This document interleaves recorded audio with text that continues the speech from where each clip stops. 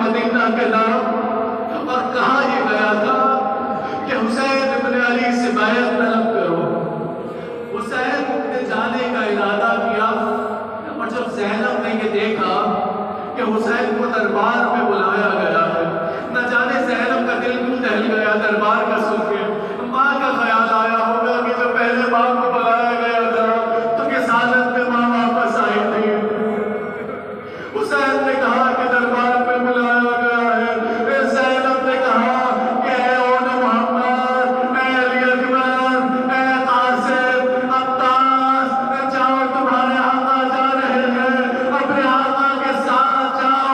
میں عرض کروں گا شہزادی ابھی مدینہ ہے، حسین جا رہے ہیں، آپ نے شہزادوں کو رخصت کیا، مگر جب عاشور کے دن حسین رخصت ہوگا تو کربلا کے بدلے ان جوانوں کے لاشیں بکھرے ہوں گے۔ اجرکم علی اللہ۔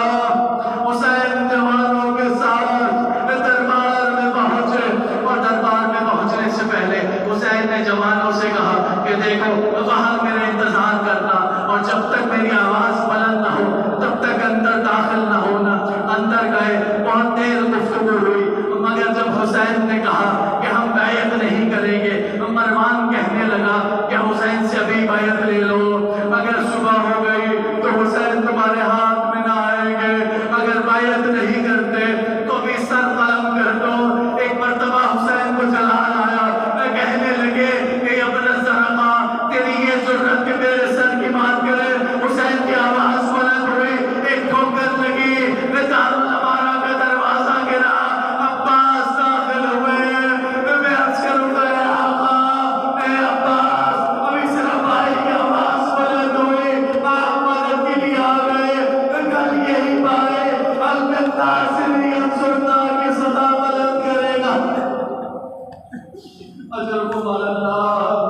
جب حسین دربار سے نکلے سیدھا گھر نہیں گئے، نانا کی قبر پہ گئے، نانا کی قبر پہ رخسار کو رکھا، بہت دیر گریہ کیا، کہنے لگے نانا آپ کی امت مجھے آپ کے شہر میں رہنے نہیں دیتی، نانا آپ کی امت مجھے آپ کے شہر میں قبر کی جگہ بھی نہیں دیتی۔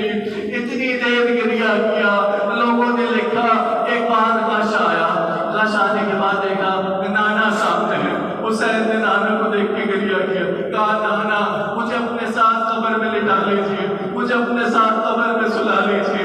نانا کہنے لگے حسین مجھ سے ملنا چاہتے ہو؟ بیٹا میں کربلا میں تمہارا انتظار کر رہا ہوں، بیٹا میں کربلا میں تمہارا منتظر ہوں، خدا چاہتا ہے کہ تمہیں اپنے راہ میں قتیل دیکھے۔ بس ایک بار گھر آئے، زینب سے کہنے لگے بہن زینب سامان سفر تیار کرو، اب ہم مدینے میں نہیں رہیں گے۔ سامان سفر تیار ہوا، جب سامان سفر تیار ہو چکا اس کے بعد ہماریاں سجنے لگی، ہماریوں میں بیویاں سوار ہونے لگی۔ ام کلثوم آگے بڑھی، عباس نے سوار کرایا، ام لیلا آگے بڑھی، علی اکبر نے سوار کرایا، ام حرا آگے بڑھی، قاسم نے سوار کرایا۔ مگر اب جو ایک صدا آئی کہ علی کی بیٹی زینب آ رہی ہے، یہاں عباس اپنی جگہ سے اٹھے، وہاں علی اکبر اپنی جگہ سے اٹھے، یہاں حسین اٹھے۔ عباس نے جھک کر اپنے ساتھ کا سہارا دیا، حسین نے سوار کرایا۔